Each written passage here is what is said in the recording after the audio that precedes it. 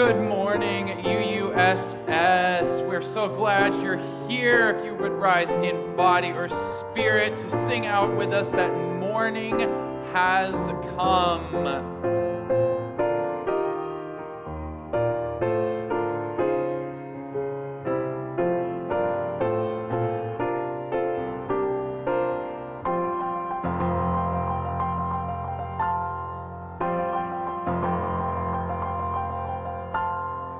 Morning has come, arise and greet the day. Dance with joy and sing a song of gladness. The light of hope shines upon each face. May it bring faith to guide our journey on.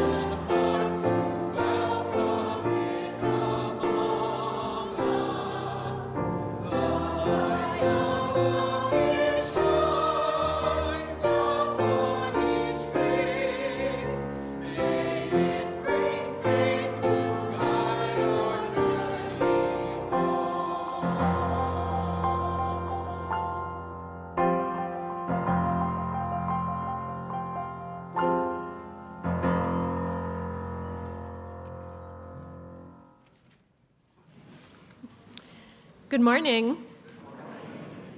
Welcome to our Sunday service, to our sacred time of worship together. My name is Rosemary Dodd, and I serve this congregation as your intern minister. I'm joined today by Reverend Lucy Bunch and worship associate Andy Cramer for our service entitled Moving at the Speed of Trust. Whether you arrive today with joy in your heart or with grief, whether you are joining us online or you're here in person, we are so glad you are here. Whoever you are, wherever you are on your journey, we welcome you. The mission of our congregation says, we come together to deepen our lives and to be a force for healing in the world. Toward this end, we acknowledge that UUSS exists on the occupied ancestral territory of the Nisenan, Southern Maidu, and Miwok peoples. We wish to pay our respects to their ancestors, elders, and relatives, and to affirm their sovereign rights as First Peoples. If you're on Zoom, make sure to click on the link in the chat to view our order of service. There are so many ways to connect to this vibrant community. Each week, we have tables in the welcome hall where you can get connected and fill out a newcomers form. That will help you receive our email weekly message. You can also fill out that form online. Every week, the blue sheet, who has a blue sheet? The blue sheet, yes, great, the blue sheet, and weekly message serve as a guide to our various programs. You won't want to miss all the great happenings next Sunday, including, at 9:30, a labyrinth walk. Lucy wrote this, my sermon. Candles of joys and sorrows, and the Sacramento Master Singers, and then Soup Sunday. But you will want to plan ahead a bit because it is Marathon Day. And for those who live south of Fair Oaks Boulevard, it will take A bit of extra time to get to church, but don't be deterred. Route suggestions will be provided in the upcoming weekly message. We hope to see you there. The Refugee Support Team is holding their annual drive November 26th, December 3rd, and December 10th after the service.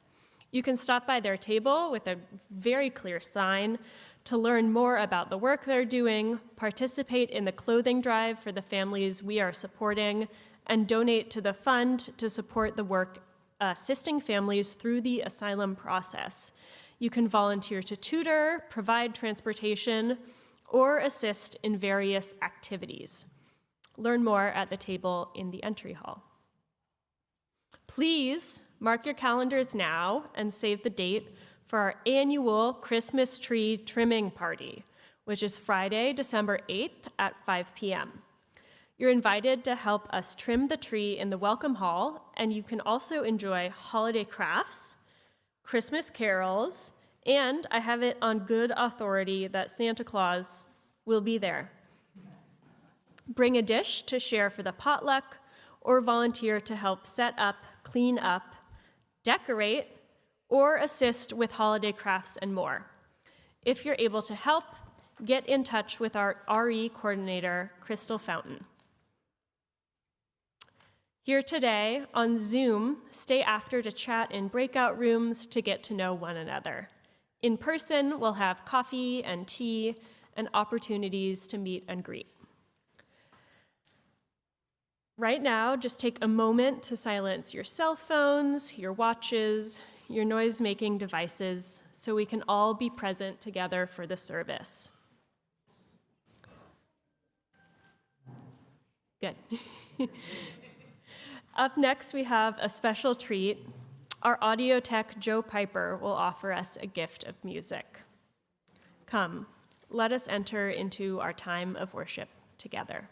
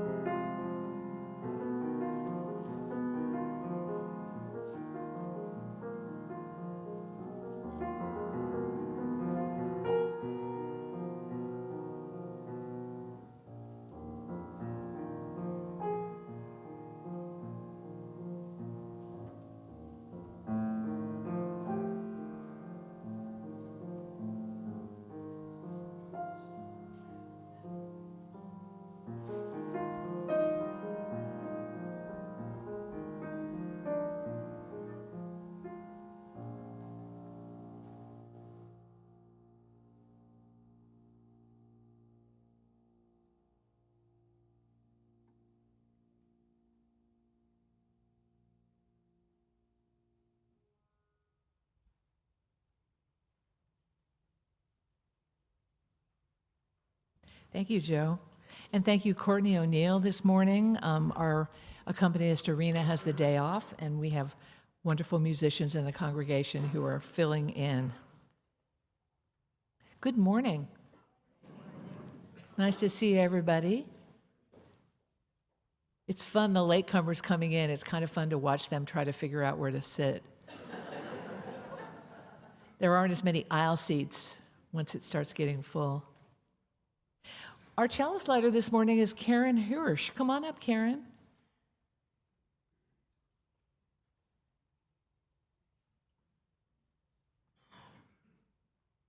Our chalice lighting words come from Pat Urabe. We come together with our tired minds and bodies, with our confusion and our questions, our uncertainties and our fears. We come together with our hopes, with our pasts and our ideas, our passions and our faith. We come together bringing all of who we are, trusting that in gathering we will be renewed, and that together we can create the world that we long for.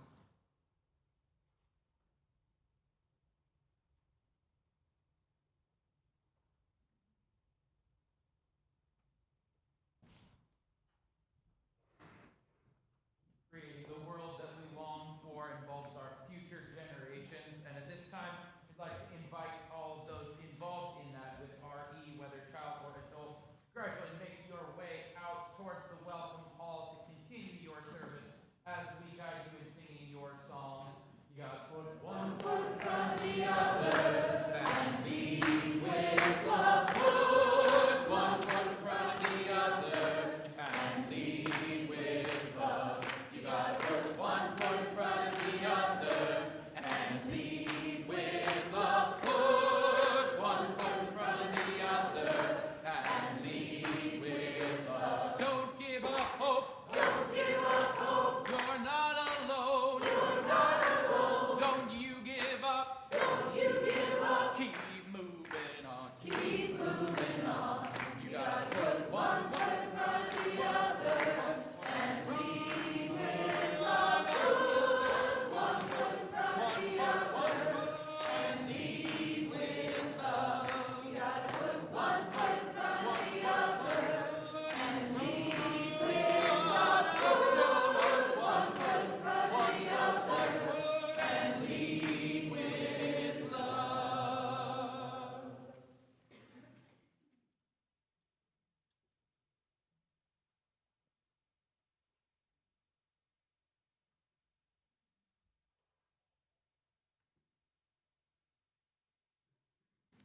Each week, we come together to share the joys and sorrows that are on our hearts. We know that joys shared feel a little bit brighter, and that sorrows shared are just that little bit lighter on our hearts.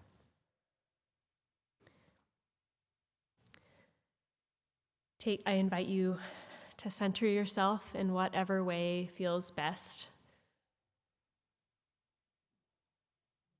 A deep breath, putting your hand on your heart works well for me.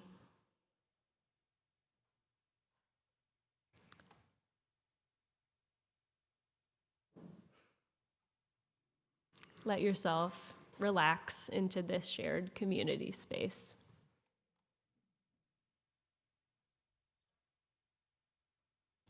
Today, I bring from Patty Inez that her dear friend, John Finesse, has passed after a brief illness in recent months. John enjoyed attending services and getting to know our community recently.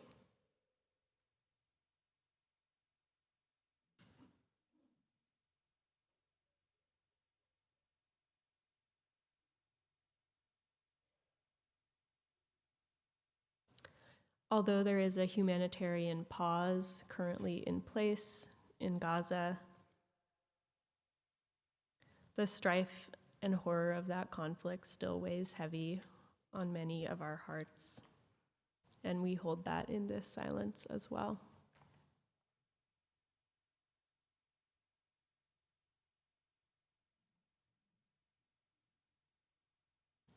Listen now for what your heart has that you have not shared out loud.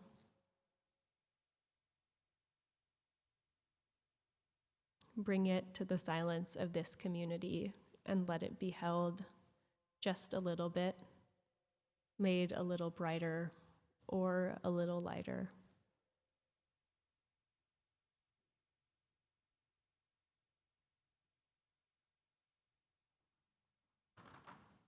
Please join me in a spirit of prayer, meditation, or contemplation. Spirit of life, Spirit of love, be with us here right now. Sometimes our rational brains tell us that the world is too sad, too complex, and too messed up to be a miracle. And it is so human to move into overwhelm, to move into fear and despair.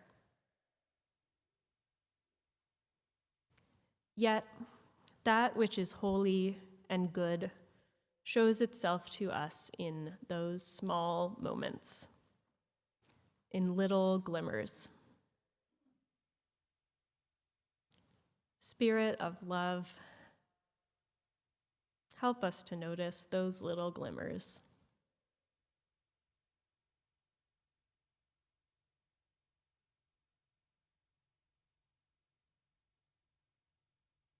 Hear our wishes for the big moments of magic, but give us the mundane glimmers of daily miracles.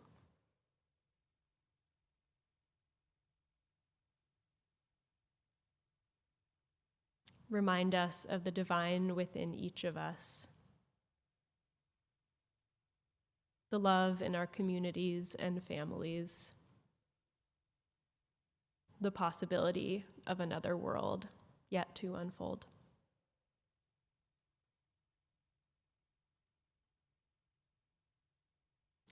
Let's hold that love in a moment of silence.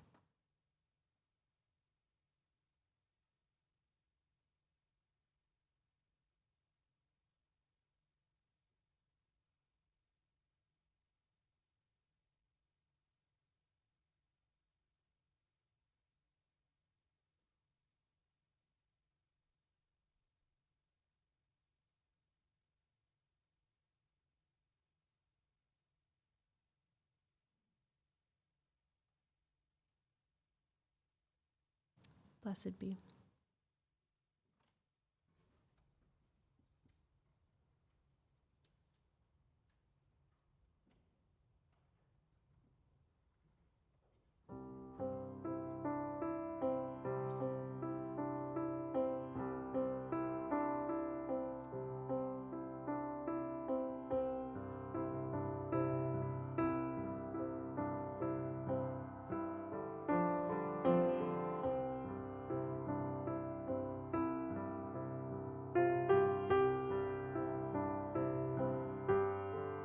I invite you to remain seated as we sing in reflection, There Is a Love.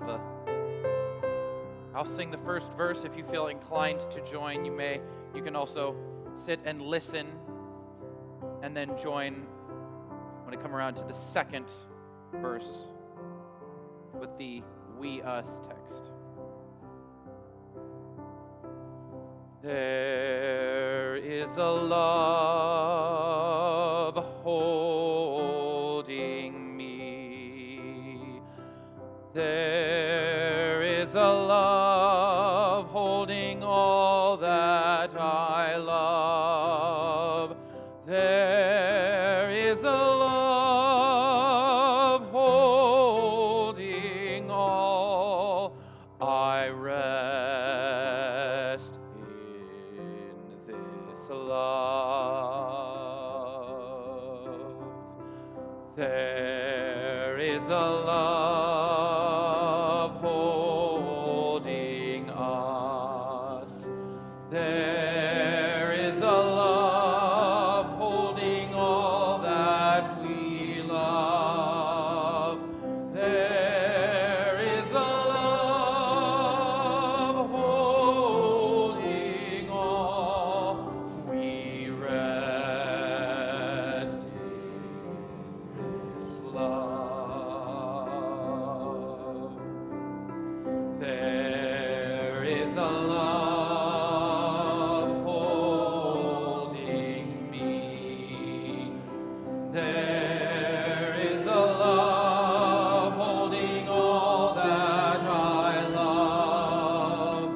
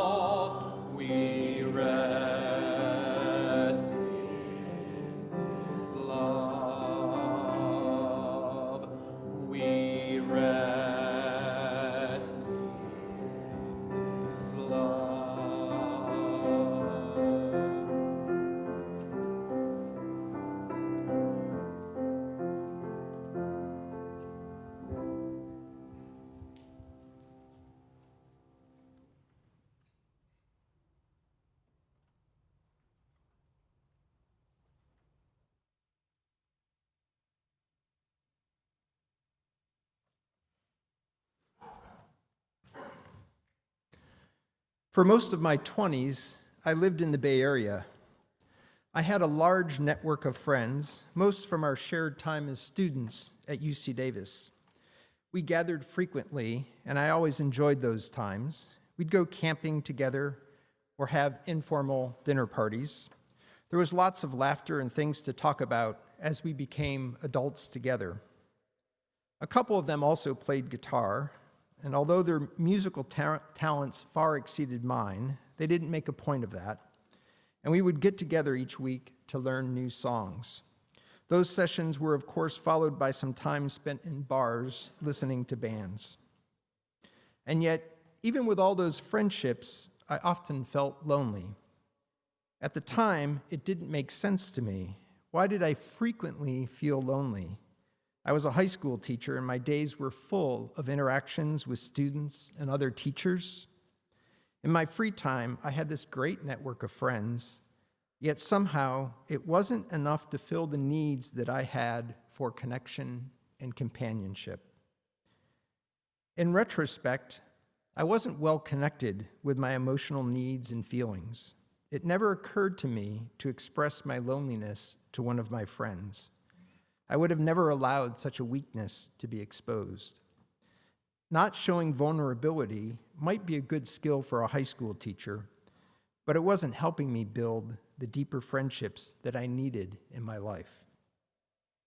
It took me a long time and some trial and error to learn the skills to build stronger and more meaningful friendships. A big part of that was learning to be vulnerable and trust my friends. Of course, it was also important for me to be worthy of their trust. I'm embarrassed and saddened now to recognize that I lost some friends because I did not honor their vulnerability and I was not worthy of their trust. I can't help but think of my friend Lauren. We worked together for almost 10 years at a summer camp that her family owned. The friendship developed as we worked side by side almost every day for months at a time. In the off-season, we were busy planning programs and improvements for the next summer. Over time, we had many conversations about teaming up to take over operation of the camp when her father retired. But that unwound too quickly. She struggled with a complicated relationship with her mother, who was also sporadically involved in the camp. When she looked to me for support, I let her down. I can't explain or justify my emotional immaturity. It's not that I did something horrible. I just didn't overcome my own self-centeredness to support her when she asked for and needed it. In the months and years that followed, I tried to rebuild that trust, but that was another life lesson. Once trust is broken, it's very hard to restore. It can be argued that I've learned too slowly the skills to be a good friend, but I have learned.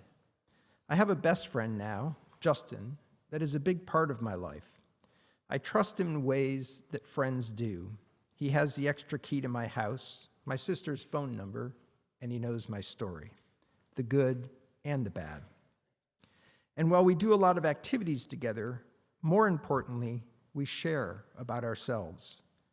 I've learned to be vulnerable and share even the parts of me that I once would have preferred to hide. The current version of myself doesn't hesitate to share how I feel, even if that isn't always clean and pretty. I trust him. He might question me or even challenge me, but I know that he values me. In return, I have come to understand that he is a guarded person by nature, and I honor our friendship by being someone that he can trust. In return, I receive what can only be described as a life-enriching friendship.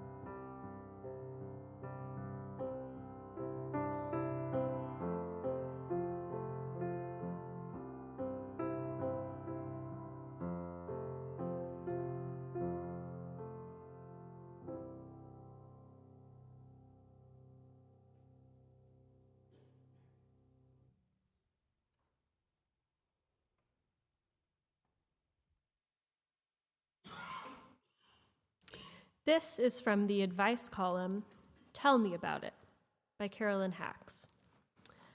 This column in particular is from September 16th, 2009. Dear Carolyn, my wife is a private person, especially when it comes to problems. I hear everyone has their own problems, so they don't need to be burdened with mine at least once a week. Normally, I would think this is a good attitude, except for the big problem we found out about recently. The consensus of several doctors is that a pregnancy would kill her. We have always wanted children, and this is a terrible blow to both of us, which we are working through. She doesn't want to tell anyone, even though we are constantly asked by family and friends, so, when are you going to have a baby? I think they have a right to know, so we aren't getting badgered every 5 minutes, but she doesn't want pity or advice and feels she needs to handle it her own way. What's your opinion? Boston.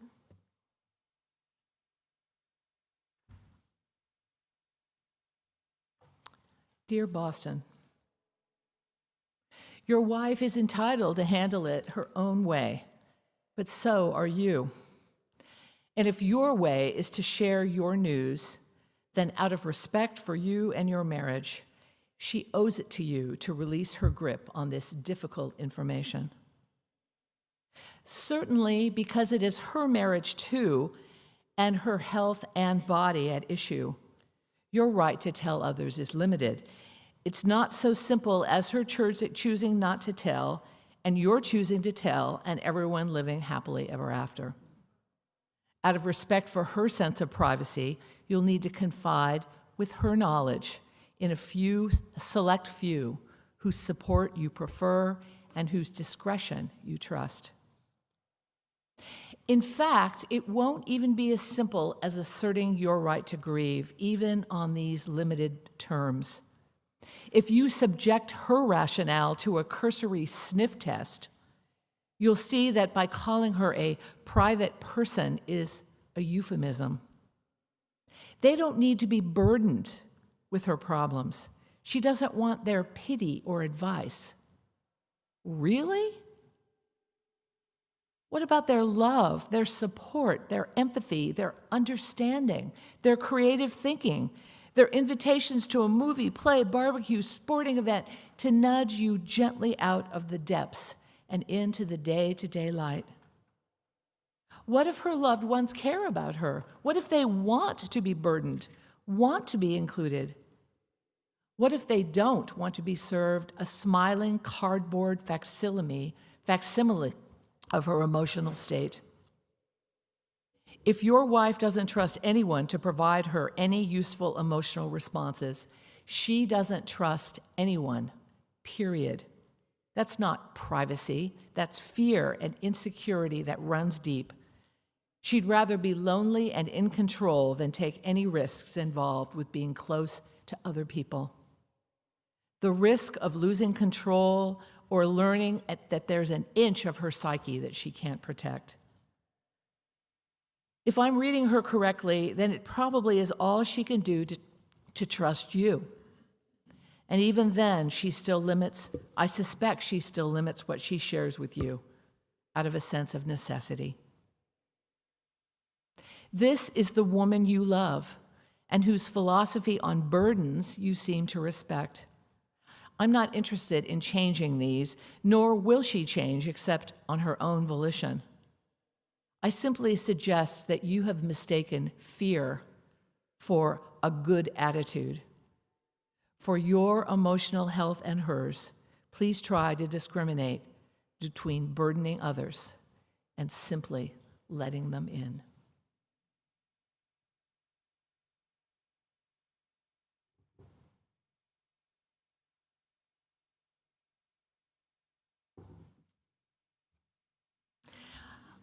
I have a second reading this morning that comes from the Harvard Business Review.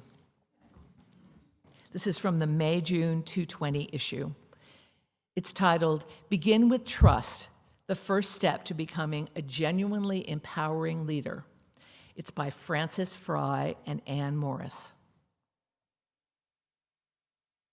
We think of trust as precious, and yet it's the basis for almost everything we do as civilized people. Trust is the reason we're willing to exchange our hard-earned paychecks for goods and services. It's the reason we pledge our lives to another person in marriage, cast a ballot for someone who will represent our interests. We rely on laws and contracts as safety nets, but even these are ultimately built on trust. Trust in the institutions that enforce them. We don't know that justice will be served if something goes wrong, but we have enough faith in the system that we're willing to make high-stakes deals with relative strangers. In my experience, trust has three core drivers: authenticity, logic, and empathy. People tend to trust you when they believed that they are interacting with the real you. That's authenticity. When they have faith in your judgment and your competence, and when they feel that you care about them. Empathy. When trust is lost, it can almost be always traced back to a breakdown in one of these three drivers. The foundation of empowerment leadership is getting other people to trust you. That's certainly true. But here's one other thing you need to know.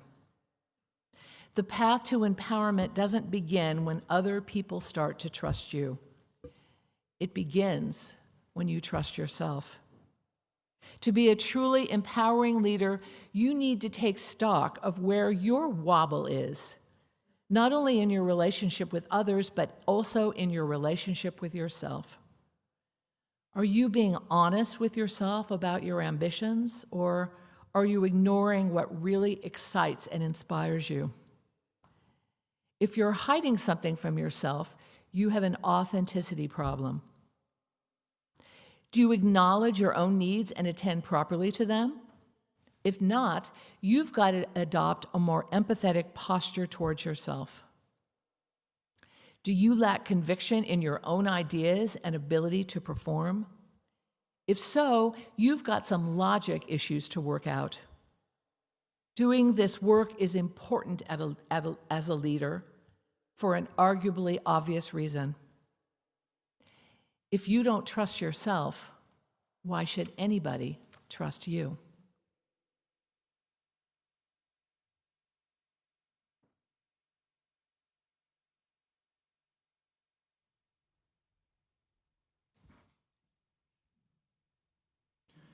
Our congregation's mission statement says, "We come together to deepen our lives and be a force for healing in the world."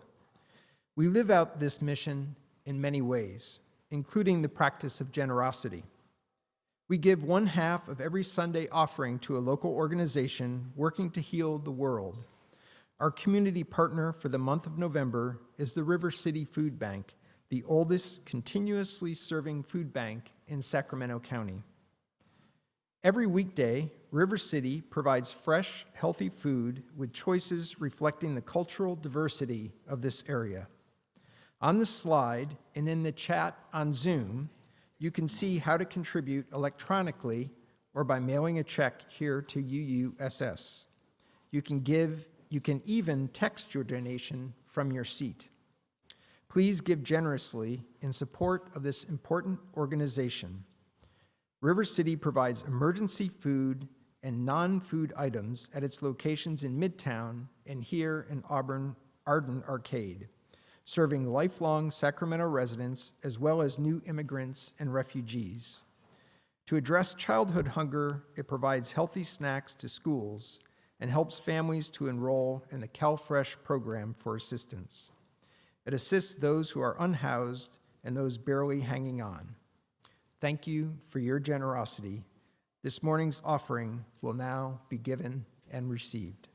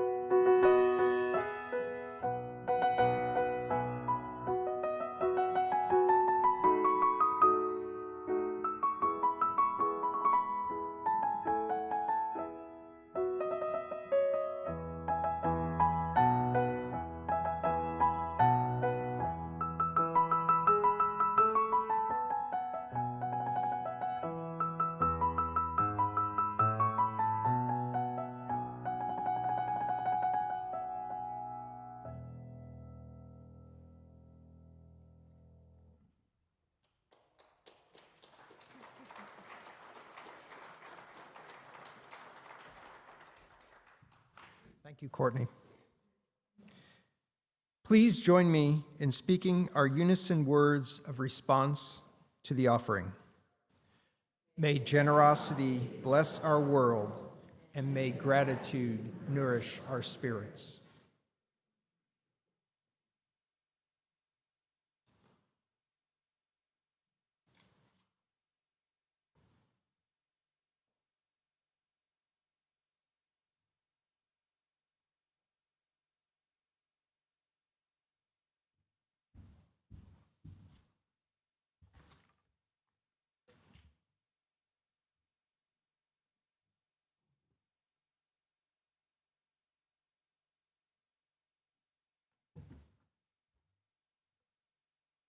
So, the news about trust is not so good. According to the Pew Research Center, trust in government is at a historic low.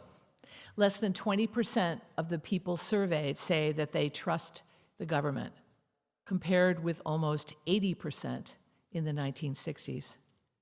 Trust is also declining in other institutions, schools, police, banks, especially when compared to the 1950s and 60s. Gallup found that the majority of people think that others cannot be trusted to make decisions in our democratic systems. Similarly, 71% of people in a recent Pew survey think that interpersonal trust has declined, that we trust each other less than we used to. I'm not really surprised by this data. It makes sense in our world of chaos and transformation. It makes sense that our trust in institutions is declining. In many ways, our institutions have proven themselves to be untrustworthy. We have learned some painful lessons about greed, racism, and lack of accountability that is present in our institutions, let alone the lies and demonstration of self-preservation over the greater good. House of Representatives or Supreme Court, anyone? Racist police? We have become less trusting for good reasons. Of course, people of color in our country have been less trusting for generations from their experience with systemized racism. Those of us in the dominant culture are just catching up.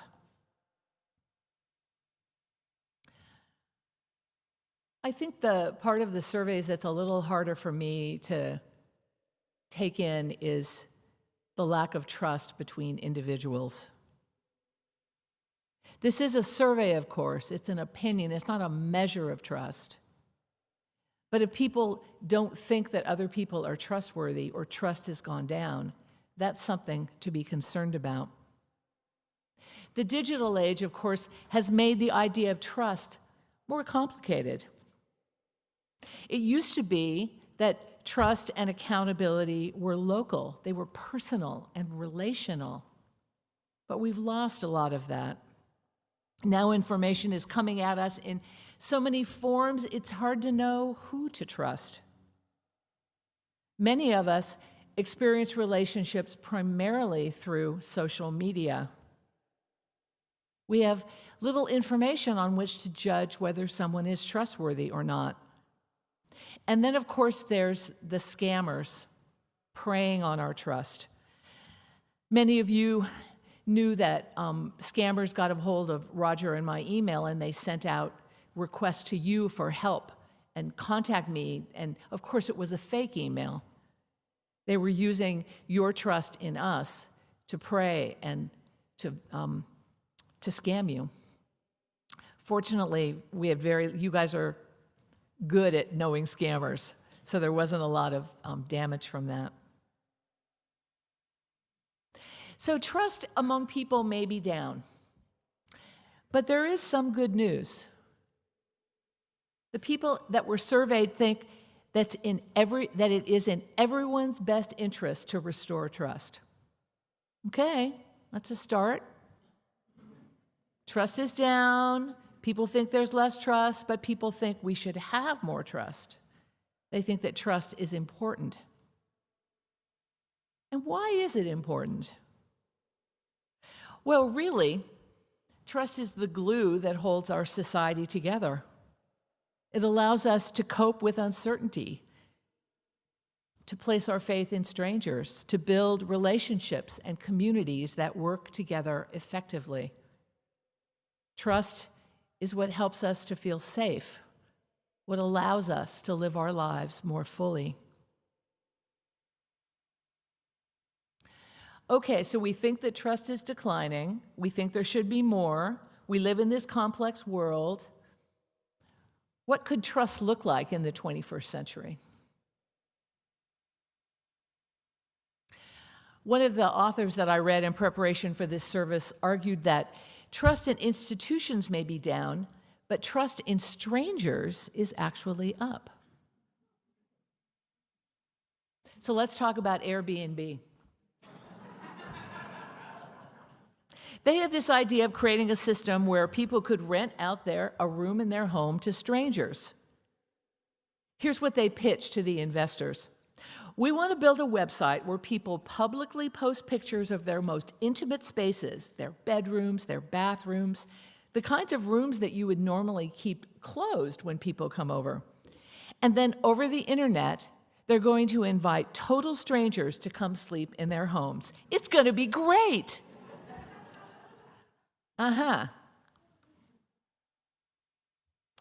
In order for Airbnb to succeed, they had to overcome stranger danger. Remember that message that we were all taught as children? So they designed a system to do just that. So the renters had to trust that staying in someone's home was safe. The homeowners had to believe that the renters were going to be trustworthy and not damage their property. Both parties had to trust that Airbnb would be there for them if something went wrong. When you think about it, the early adapters of Airbnb really made a significant trust leap. And the company understood that they needed safeguards so that they would be willing to take that leap. So they designed a system with these features.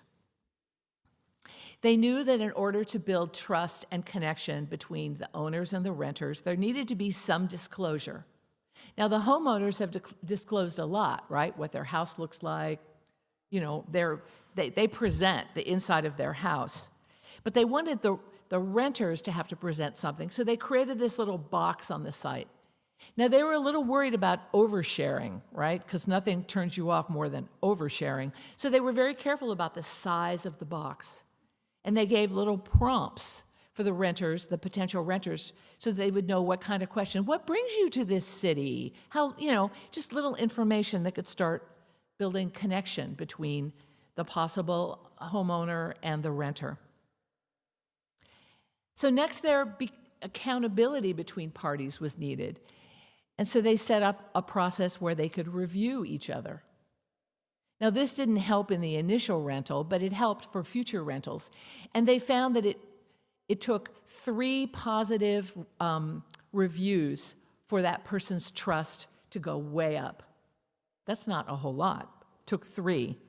So they also learned that they had to wait until after the people left in order to finalize the review, because they'd be too timid to say the truth if they knew that the person could see them while they were still living there. Right? It makes sense.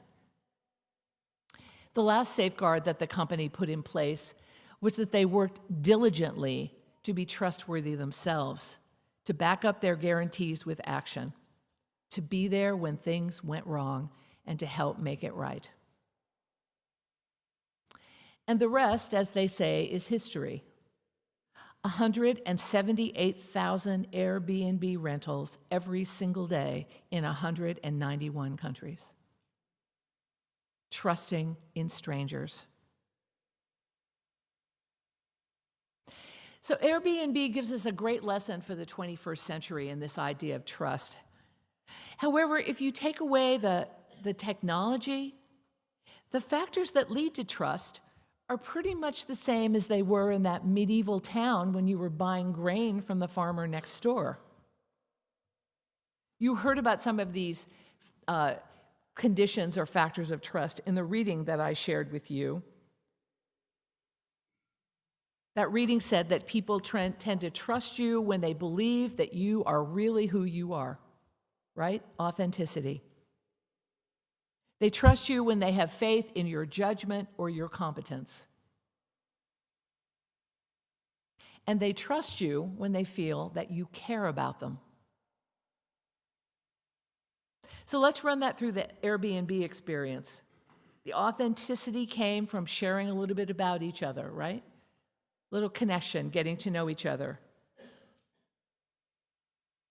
The judgment came by whether the information presented made sense, was consistent, if they were clear. The empathy came in the belief that both the owner and the renter wanted to have a good experience. They cared about that experience that they were going to share together. Authenticity, competence, and empathy. How does that sit with you?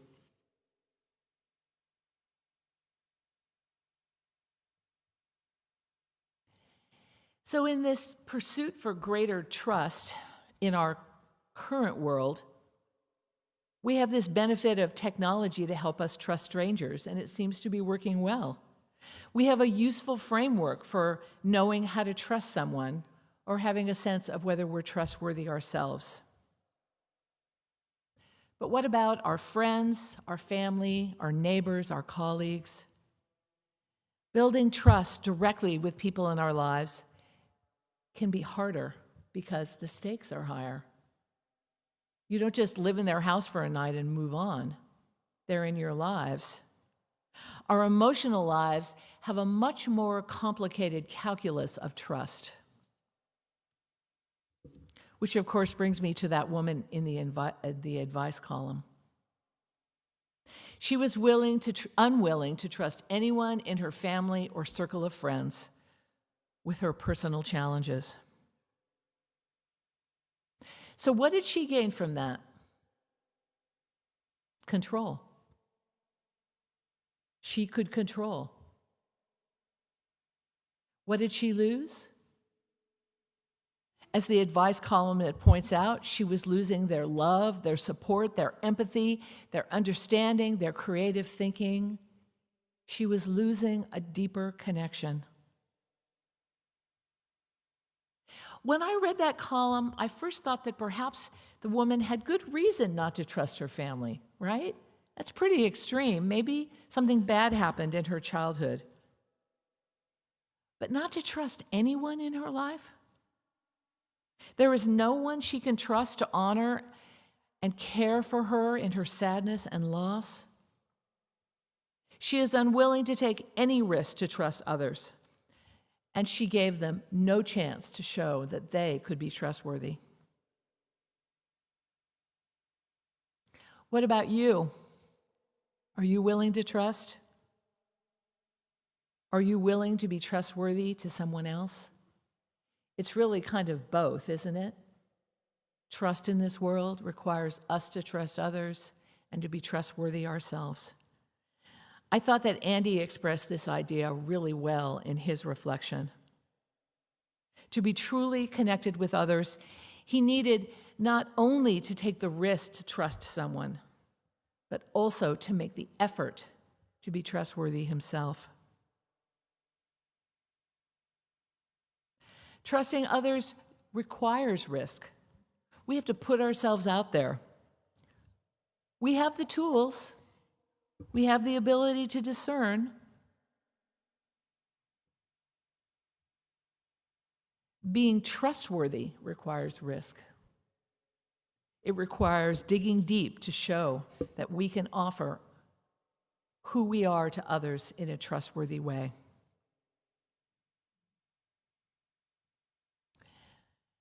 This two-way street of asking to be trusted and being trustworthy yourself really requires two important things. It requires generosity and it requires vulnerability. Generosity, because we need to offer ourselves to them, right? Offer our needs and our concerns. We're making an offer. Please let me trust you with what I'm sharing. If I asked someone to do a favor for me, I'm extending myself.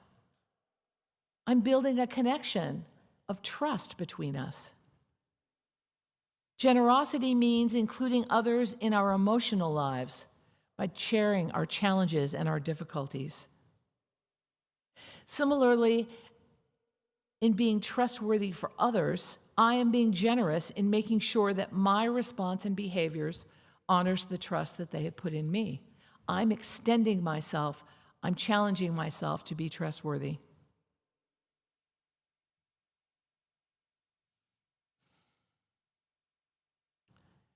But the exquisitely complicated aspect of trust is that it requires us to be vulnerable.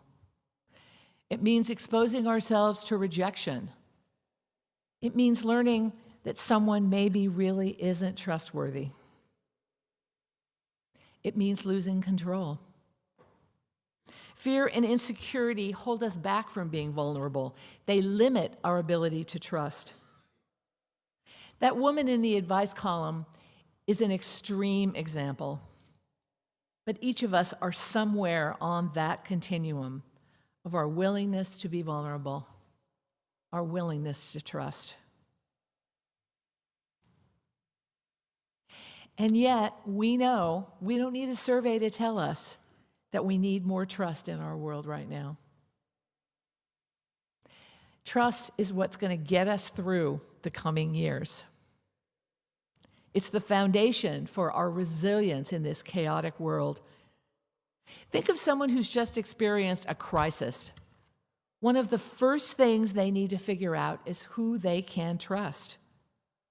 That trust will help them to establish the solid ground that allows them to take the next step.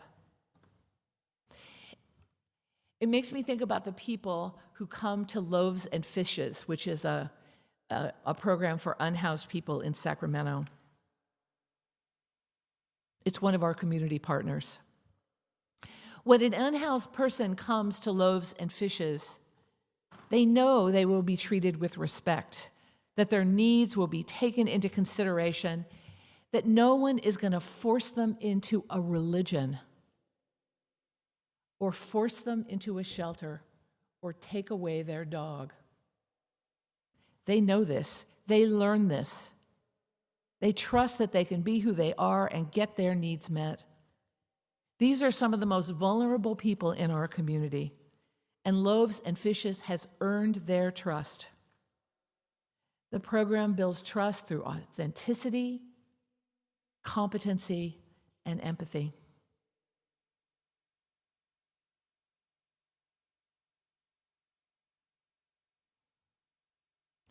When I really think about it, perhaps losing trust in our institutions is not really a bad idea. Perhaps it's leading us to build more interpersonal trust. It's kind of a trust reset.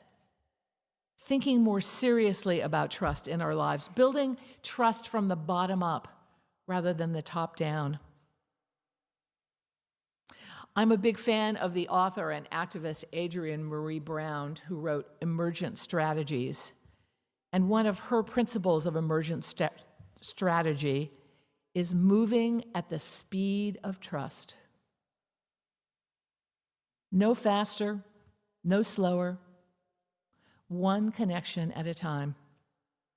A hand is extended, a hand is received.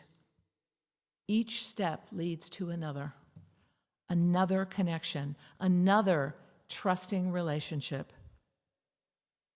Moving at the speed of trust, suddenly there's an interconnected web of trust.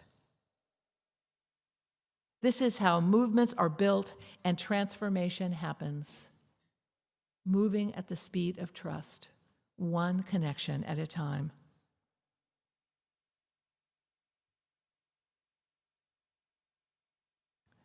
So the majority of people think we need to rebuild trust in our world. I would argue that it's deeper than that there's a longing for trust, a longing for deeper connection with others. Achieving this requires each of us to extend ourselves, to trust, to be trustworthy. For when people come together, extending themselves with generosity and vulnerability, something magic happens. Something holy. This trust among us is not only the glue of our society, it is the juice of life. The juice with the ability to heal and to transform.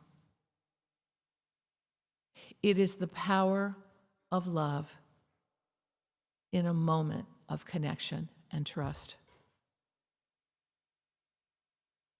Can we believe it? Can we live it? Is there a possibility? I believe that together we can build this world that we dream about, moving at the speed of trust, one generous, vulnerable step at a time. So may it be.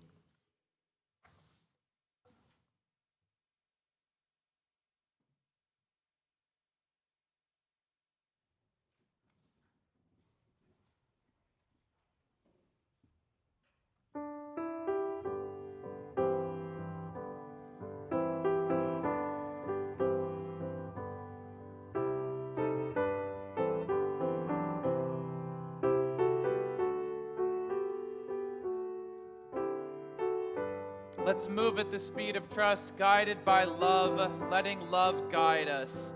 Please join in singing.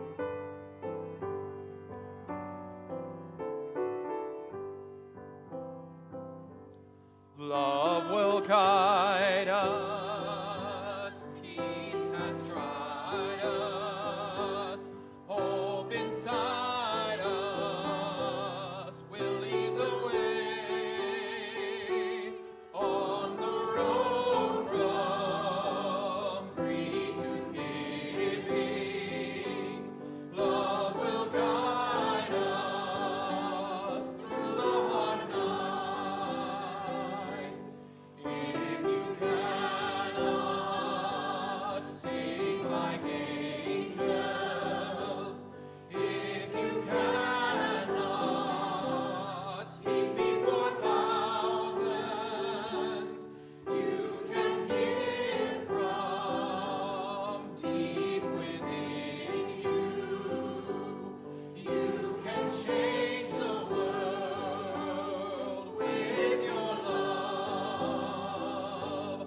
Love will guide us, peace has tried us, hope inside us will lead the way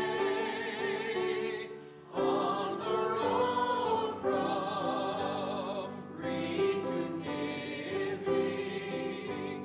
Love will guide us through the hard night.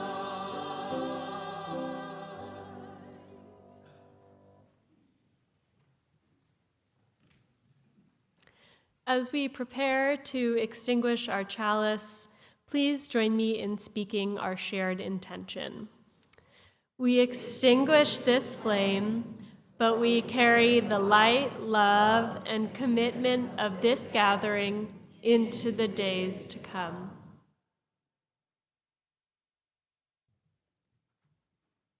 Let's hold out. Let's reach out to each other, to our community, to our world. Reach out in love and trust. I want to tell you how lucky you are, because right here we have a laboratory of trust. We have a place where you can be held and seen and loved. You can practice trusting and being trustworthy. This is the trust launching pad, and we will use it to change the world. Blessed be.